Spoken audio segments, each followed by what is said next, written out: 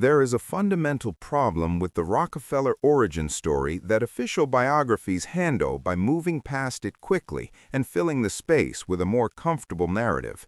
That problem is the gap, the void between what the documentary record shows about the family before 1858 and what it shows after 1865. This isn't just the typical transition from poor to wealthy. It is the gap between a family that essentially does not exist in any meaningful financial record and a family that, within one decade, controlled the most consequential industrial infrastructure in the Western world. The speed of this transition does not fit the story of a self-made man building from nothing. It fits a story that the official account of American history has never seriously attempted to tell. The record itself is the thing, not the mythology constructed around it. William Avery Rockefeller, the father of John D. Rockefeller, appears in the historical record as an itinerant trader and patent medicine salesman. He called himself a botanic physician, selling herbal cures from a wagon. He was documented in a warrant for rape in 1849 and eventually abandoned his family in the early 1970s, living under the assumed name William Livingston. He died in 1906 with a negligible estate. This is the paternal inheritance of the man who would become the wealthiest person in history, a traveling medicine show operator who left his family and died in obscurity. The official biography claims John D. Rockefeller's wealth was built from modest beginnings through disciplined industry and commercial genius. John D. Rockefeller was born in 1939 and moved to Cleveland in 1853. By 1855, age 16, he found work as a clerk at a produce commission house. In 1858, he left to establish his own produce business with a partner, Maurice Clark. According to the official account, he used $4,000 borrowed from his father and $1,000 of his own savings. However, the arithmetic doesn't hold up.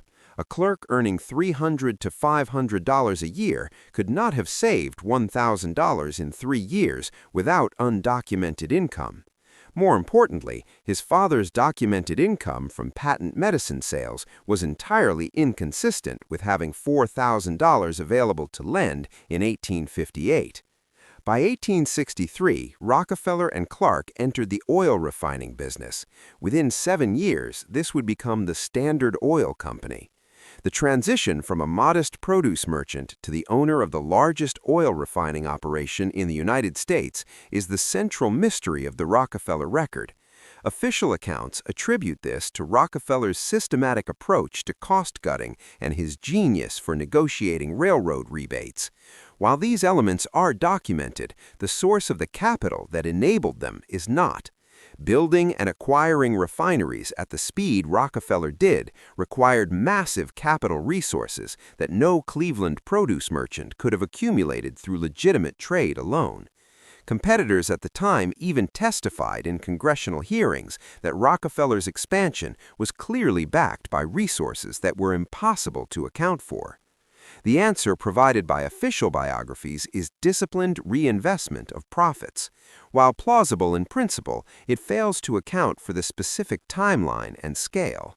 The capital that established Standard Oil's dominance between 1870 and 1879 came from somewhere, and the official explanation is insufficient by the simple arithmetic of what documented income sources could produce. This leads us to the window of 1858 to 1865, the Civil War. This was the largest redistribution of economic resources in American history, producing winners and losers at an unprecedented scale.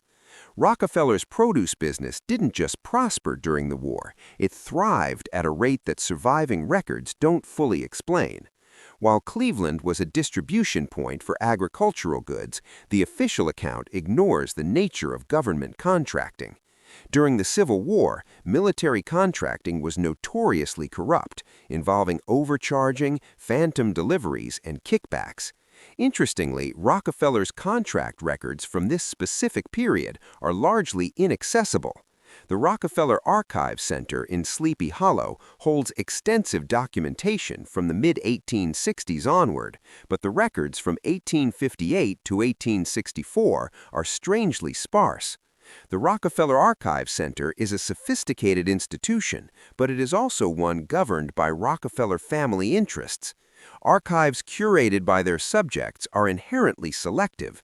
The selection missing from the official account is the one that would answer the capital question: where did the money come from?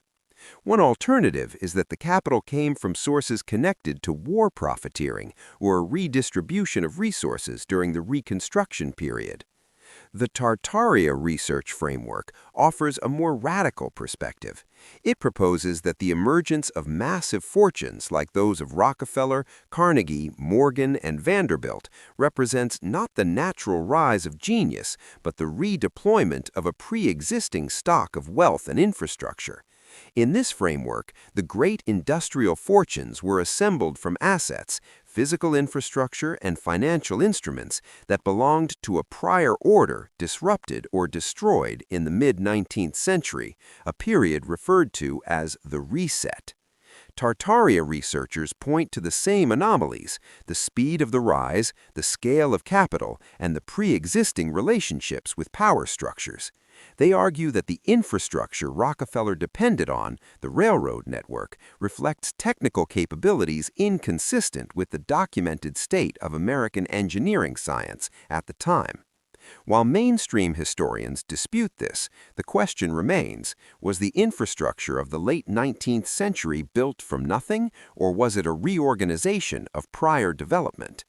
Between 1855 and 1865, multiple industrial fortunes emerged with a coordination and scale that suggest the mobilization of existing resources. Rockefeller entered oil in 1863. Carnegie was accumulating railroad and telegraph relationships in the 1850s. J.P. Morgan began his banking career in 1857, and Vanderbilt pivoted to railroads in the 1860s. These men didn't just respond to opportunity, they participated in a coordinated reordering of the American economy. While there's no record of them meeting to divide the world, their interests supported rather than competed with each other, and their political connections facilitated a consolidation that official records attribute to mere coincidence. The Rockefeller philanthropic apparatus, established after 1913, played a major role in how this history was managed.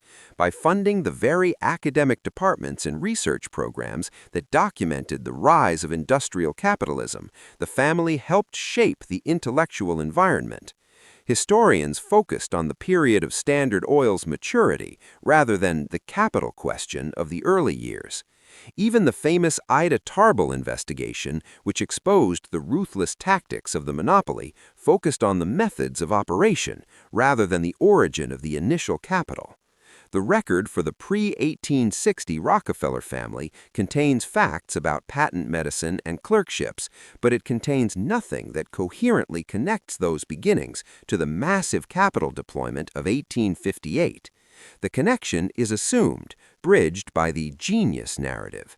But genius does not create capital out of thin air. The arithmetic of the timeline does not support the load the official story places upon it.